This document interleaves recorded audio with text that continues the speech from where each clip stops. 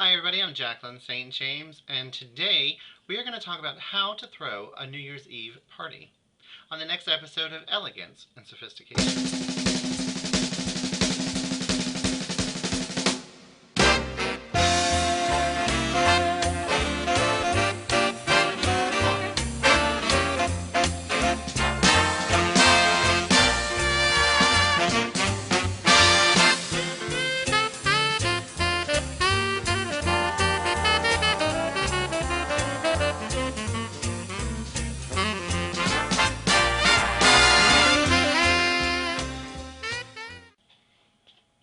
Welcome back.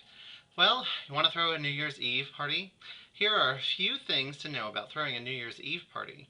So to some of you, I have thrown my share of parties because you know I love a party. So I am here to share some important things to know to make your party spectacular. All it takes to have a great New Year's Eve is close friends. Yes, the right attitude, and of course, a place to party. So to avoid waiting in long lineups in the evening of New Year's Eve and spending tons of money in order to make sure that you're spending the night with close friends rather than the coat check guy, take a look at these ways to throw a New Year's party in your home. Consider New Year's Eve right around the corner, because it is literally right around the corner. It is time to get the ball rolling, people, in planning your house party. Tell your friends. The first step to any party is setting the date. But since the date of this event is pretty evident, make sure your friends are available for the big night. You don't want to have the whole night planned only to spend it out with Dick Clark, Emmett, your dog, and 17 all-dressed pizzas just for you.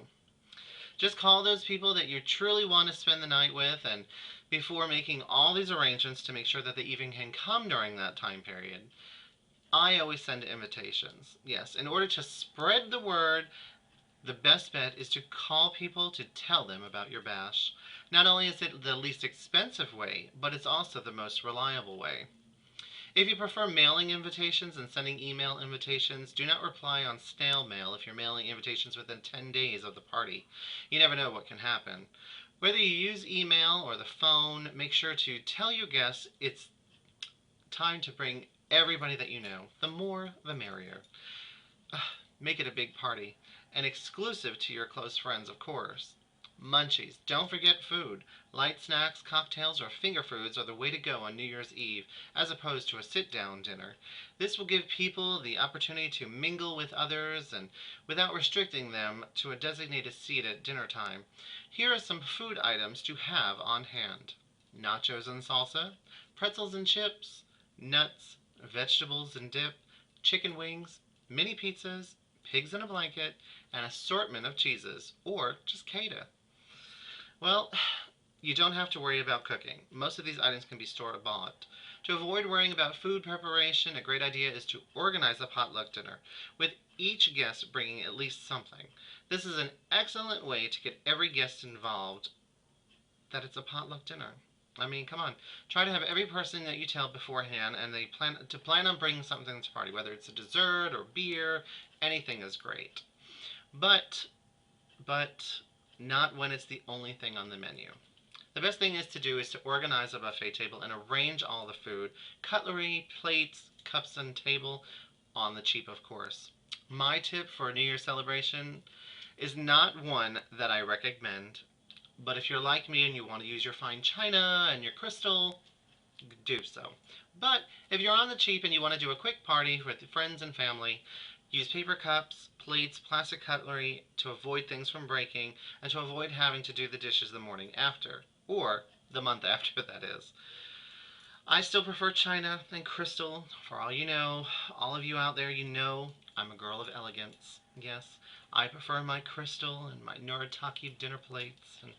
But when there's alcohol involved, like a party like this, I don't want them breaking my precious china. Precious china. It's irreplaceable. Okay, so all the alcohol that you're going to need. This is a very important point, especially in New Year's Eve. Make sure that your bar, your fridge, whatever that you need to buy is bought. Don't be a big shot and assume that you'll have everything, because you won't. The last thing you'll be doing is shots. So try to do your alcohol shopping before December 31st, people, to avoid the mayhem in the stores. But, like me, I always have champagne on hand, so, it's my favorite drink. So, but I always have a lot more champagne to give because New Year's Eve, everybody's going to want a glass of champagne. Okay, but get more than you need, of course. The last thing you want is to deprive people of alcohol, or you just may end up taking the party elsewhere. If you end up with too much alcohol, it never hurts to keep your bar well stocked for next time. If there's ever a night for champagne, this is it. Make sure you have that bubbly, ready to be corked open and opened just in time when the clock strikes 12. Also, make sure to have champagne flutes or at least wine glasses handy. If you want to get a bartender, which I prefer, you can get in touch with a college or employment service. They may have student bartenders who are willing to work, and they are usually less expensive than the professional services that I use. Most importantly, though, ensure that no one gets behind the wheel drunk. Please, please, please take the keys. Okay, party decorations. Yes, the beautiful women and beautiful drag queens in your place will not be the only decor for your party.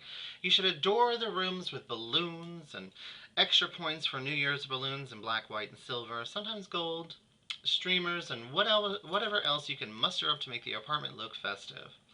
Other party favors include party hats, confetti, horns, noisemakers, my favorite tiaras. You might want to clean up before the party starts so that your place is as presentable as possible. As you know, my apartment's always clean. But don't worry, a full apartment cleanup is not necessary. The rooms you should worry about cleaning up are the living room and the kitchen and dining area and bathrooms. The bedroom, you can leave it a mess. But I have been to some crazy ass parties to where there's screwing around going on, and let me tell you, if I find someone screwing around in my bedroom, that's it. The party is finished, done, zip, zero, they're gone, out. Nobody screws around in my bed. Okay, so, to those other rooms, close the doors. There should be no reason why anybody goes into these rooms. Okay, and don't forget about music. You have to have music. Having a lot of music on hand is definitely necessary. Your playlist should include dance, dance, and more dance. Yes, don't forget some slow music for when things get mellow. And have a ball when it drops, yes? The most important thing to remember when throwing a New Year's Eve bash at your place is to have a good time. Relax and realize that as long as you're spending the night with some close friends, it'll all be memorable. Don't worry too much about everyone else having fun. When the clock strikes 12, the only thing that you should be worrying about is how lucky a man or drag queen you're going to kiss and how many of them you're going to kiss. Well, have a great New Year's party and party like it's 1999. And remember, don't let others drive home drunk.